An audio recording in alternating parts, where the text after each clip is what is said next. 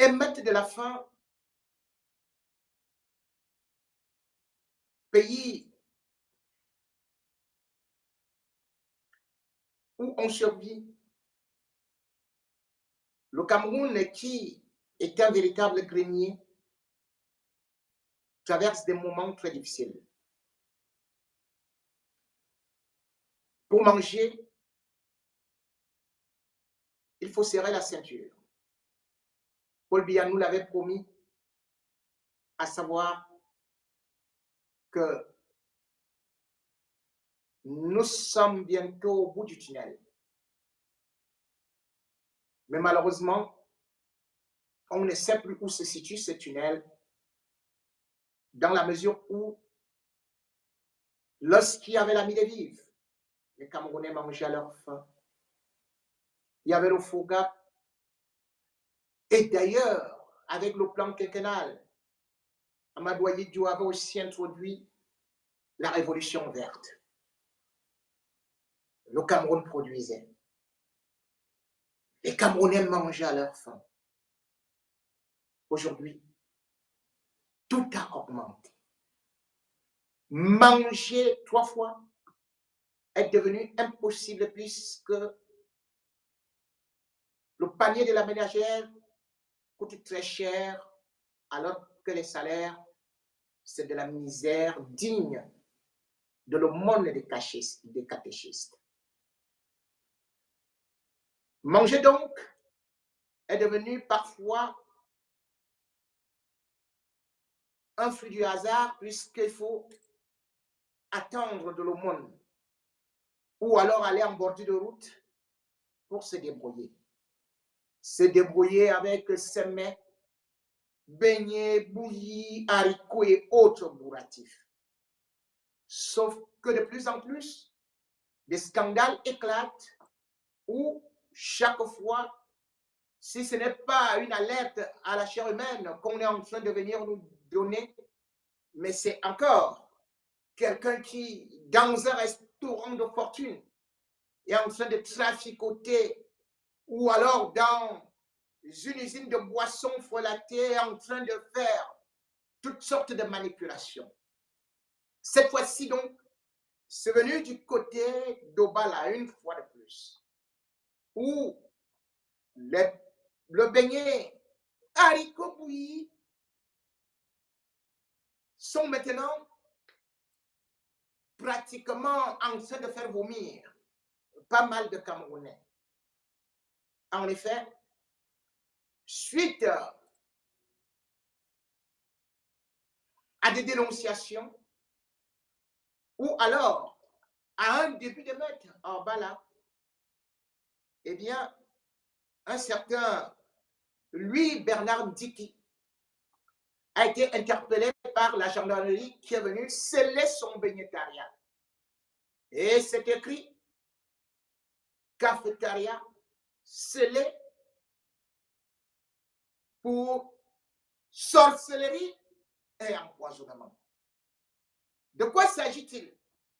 Selon les témoignages, cet individu de 47 ans qui fait des beignets depuis 15 ans où on s'aligne comme si on allait prendre la première communion, aurait été surpris en train de faire ses besoins là où il fait aussi ses beignets. Et du coup, on a déduit que ses besoins étaient faits dans l'assiette ou plutôt la bassine où il mélange ses beignets avec de la farine et que cela permettait à ceux-là qui venaient s'aligner d'être séduits. Beignet caca. Voilà donc une nouvelle formule et qui peut donner des nausées par rapport à la description ou bien à ce qui nous est relaté. Première des choses, lorsqu'on voit cette histoire, où d'ailleurs la gendarmerie parle déjà de pratiques de sorcellerie et autres, on devrait se poser des questions. La première, c'est que, est-ce que réellement on l'a trouvé en train de faire des besoins dans une bassine? Et qui a vu comment est-ce qu'il mélangeait souvent la farine avec ses beignets D'autant plus que selon les témoignages, certains disent que ces beignets étaient tellement appétissants et il y avait une sorte d'arôme incroyable. Ah oui, l'arôme de ces beignets, nous dit-on, était magique, servait une bonne odeur.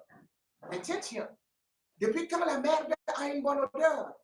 Pour la première fois, on se rend donc compte que M. Ndiki avait donc des cacao, ou plutôt des excréments, qui sentent très bon. C'est du parfum. C'est incroyable. Et on dit que ça avait un certain goût au niveau des papilles gustatives, comme si c'était l'arôme magique. Oh là là, monsieur Ndiki, comment étaient tes excréments-là?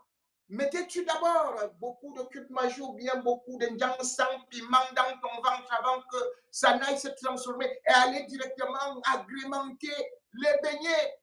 Et puis, ce qui est curieux, c'est que, malgré tous ces caca-là, les beignets de M. Ndiki étaient blancs. Oh là là, un homme noir, comme celui-là, comment a-t-il pu faire, Seigneur, des excréments blancs? Alors encore, on connaissait les excréments qui pouvaient être noirs, dû à ceci et cela, d'autres un peu jaunâtres, d'autres un peu ceci et cela. Mais pour l'instant, en bas là, on a découvert des beignets avec des excréments blancs. Ah oui, c'est ça. Vous trouvez ça?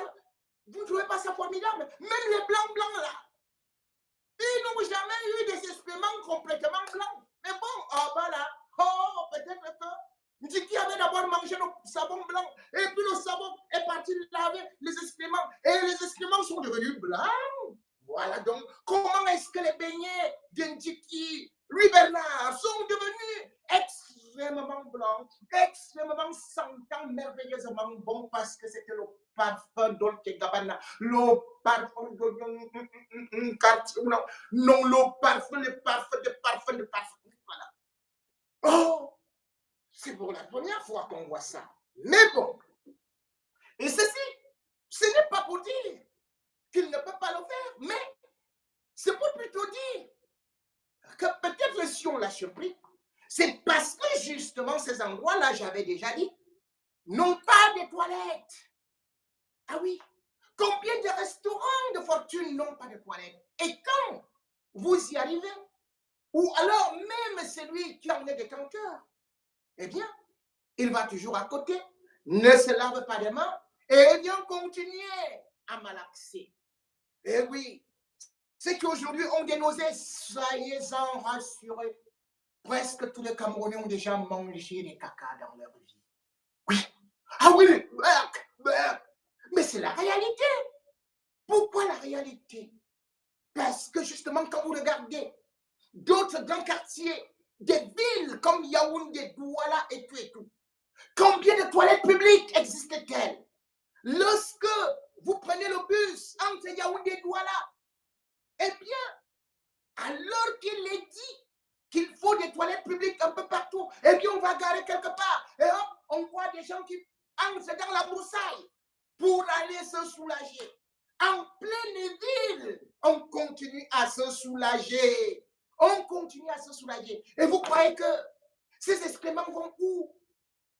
Ces excréments, ces pipis vont dans des eaux souillées. Et ces eaux souillées, vous les buvez. Ou alors, des aliments souillés. Oui, c'est ça la réalité. Et peut-être qu'il faudrait créer, le savez-vous, il faudrait fêter la journée du caca, puisque déjà, l'ONU depuis 2021 fait ce qu'on appelle la fête mondiale des toilettes. Vous le saviez? Ah oui, depuis 2021, 2001 plutôt. L'ONU fait cela. Parce que selon l'ONU, il y a 2,4 milliards de personnes qui manquent où aller se soulager. Et quand on voit particulièrement en Afrique subsaharienne et dans d'autres pays, et d'ailleurs le Nigeria en tête, la Tanzanie suit, le Cameroun est quelque part là. Il y a 655 millions de personnes qui défèquent ou bien se soulagent en plein air. Parce que nos villes, nos dirigeants ne parviennent pas à créer des toilettes publiques. Regardez dans tout Yaoundé, il y a combien de toilettes publiques par rapport à une ville qui a au moins 4 millions d'habitants. Vous voyez quelqu'un qui va là à côté se soulager. Et ces mouches-là qui viennent se poser sur ces excréments, vous partez manger le soya après. Puisque ces mouches vont se poser sur le soya. Vous venez vous goûter ça. Ça se pose sur les beignets.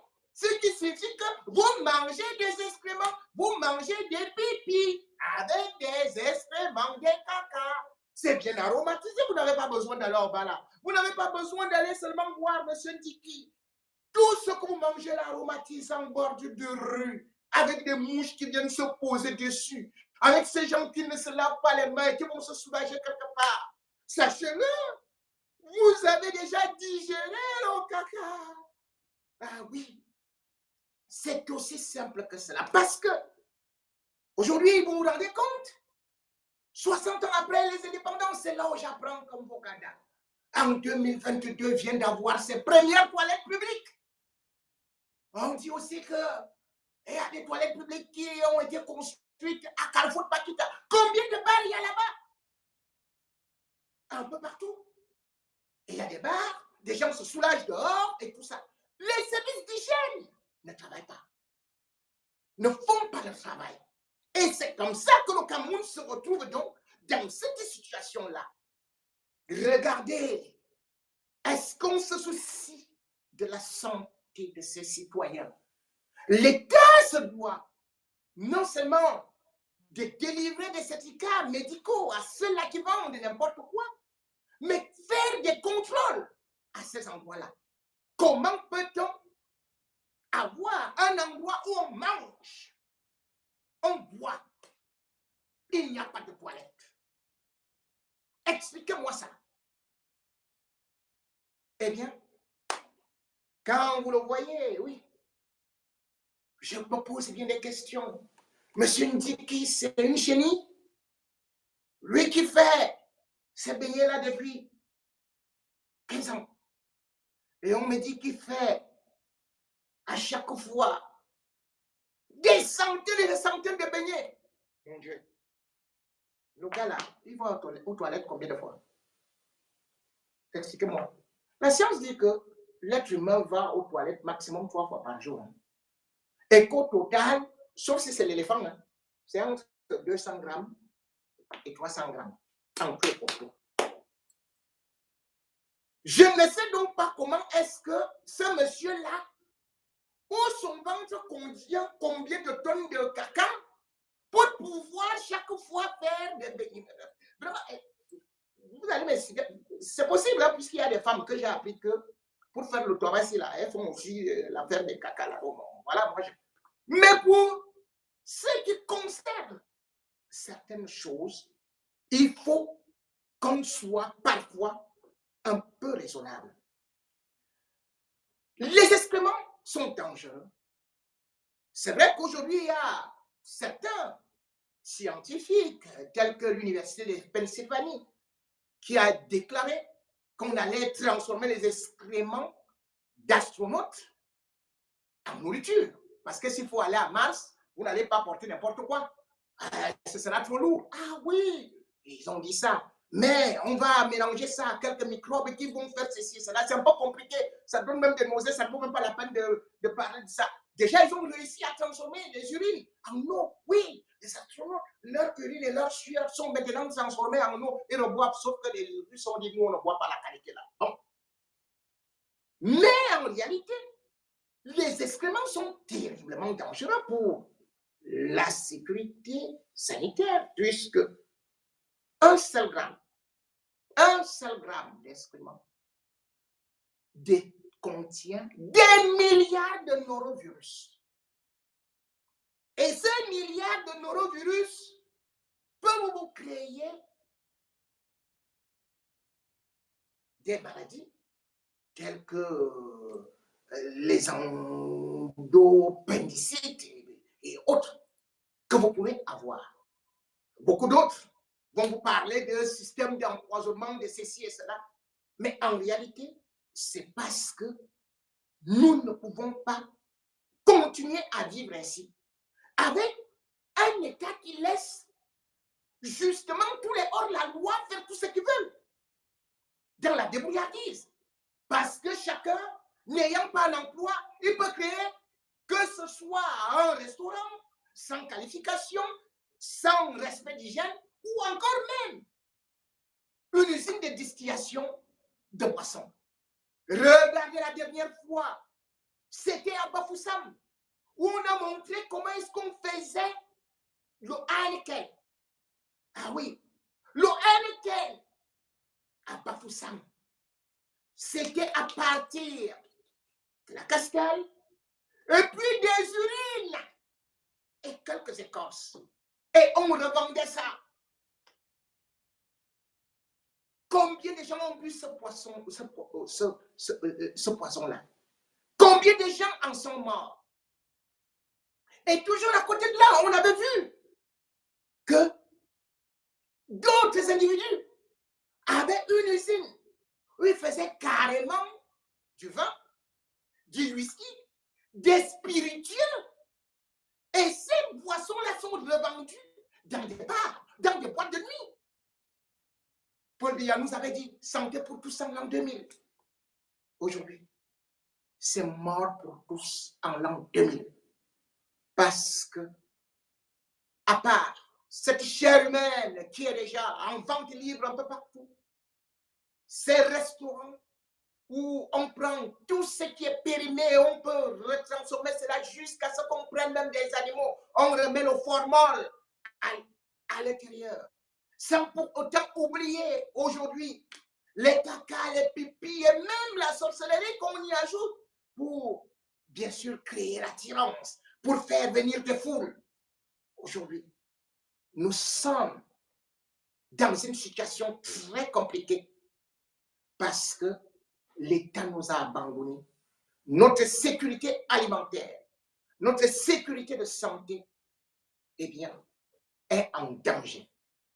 Avant de manger en route, sachez-le, à chaque fois que vous mettez quelque chose en route, sachez que vous mangez du caca. Vous mangez des urines. À chaque fois que vous mangerez un beignet en route, sachez-le que ces mouches qui tournent là étaient juste à côté, se poser, à côté des excréments, là où les hommes, les femmes, d'ailleurs qui n'ont même plus honte de soulever le cabas comme lors du 8 mars, pour se soulager n'importe où. Et oui, quand ça finit là-bas, ça vient donc se poser là. Sachez-le, nous sommes maintenant nourris au caca. Oui, ce n'est pas un cas isolé, c'est le cas de tous les Biyamoronais aujourd'hui.